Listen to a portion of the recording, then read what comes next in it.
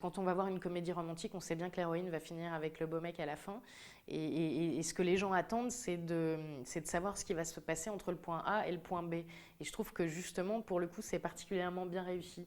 Joséphine, elle a beaucoup d'expressions avec les yeux, c'est très genre un peu comme ça. Donc j'avais envie, pareil, d'amener ce côté grands yeux. Euh, et puis après, les situations se chargent du reste, quoi, j'ai envie de dire. Bah, Vilaine, c'est quand même l'histoire d'une fille qui n'ose pas dire non, qui dit toujours oui, qui s'excuse d'être vivante et qui aimerait bien quand même être un peu amoureuse de temps en temps, mais qui n'a pas d'amis. Et voilà, là, Joséphine, c'est quelqu'un de très sûr d'elle, un peu trop, mais ce qui l'empêche pas d'être plein de doutes quand elle rentre à la maison, parce que souvent les gens les plus hautains et les plus sûrs d'eux sont finalement ceux qui ont le moins confiance en eux. Moi, je la trouve très différente en termes de caractère que de Vilaine. Mais, euh, mais tout comme je la trouve très différente aussi de Bridget Jones, dont on me parle beaucoup sur ce film.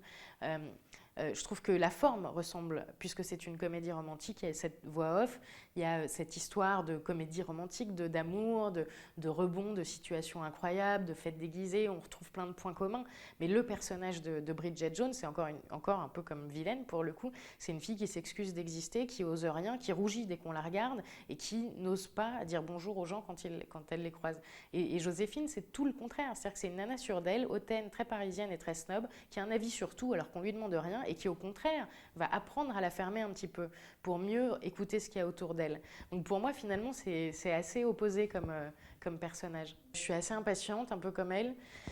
J'ai du mal à être ponctuelle, un peu comme elle, mais je me soigne par contre là-dessus. Je peux être de mauvaise foi aussi, ça peut m'arriver. Et je suis aussi capable d'acheter une paire de chaussures en 37 parce que je la trouve plus jolie en 37. Non, vous ne trouvez pas que c'est mieux en 37, 38, ça fait grand, non?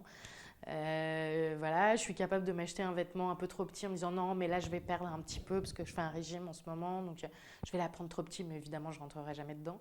Donc non, j'ai ce côté fille, ouais. Bah, moi, de toute façon, j'aime jouer des rôles très différents, que ça soit être une avocate dans Croisière, une gogo danseuse à la télé, dans Merlin faire une méchante sorcière.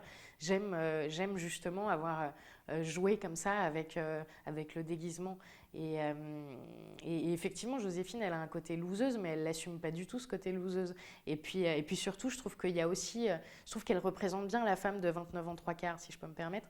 Elle a, on a toute une dualité entre ce côté on a 30 ans, on n'a pas envie de se marier, mais en fait on aimerait bien, et on veut s'assumer, on ne veut pas faire d'enfants, mais en même temps on a 30 ans, et on a l'horloge dans la tête, et en même temps on se dit ah merde j'ai 30 ans, ah merde quand ma mère avait 30 ans elle était déjà mariée, ah merde quand ma mère avait 30 ans elle était enceinte de moi, et moi j'en suis où quoi? Et en même temps on fait mais non, mais par contre non, je suis très active, je m'assume. Donc je pense qu'on a ce côté, en même temps on est encore un peu retenu par la génération d'avant avec cette manière de vivre qui est encore ancrée par nos grands-parents, par nos parents, et en même temps, on a vachement envie de s'émanciper. Donc je pense qu'on a encore le cul entre deux chaises.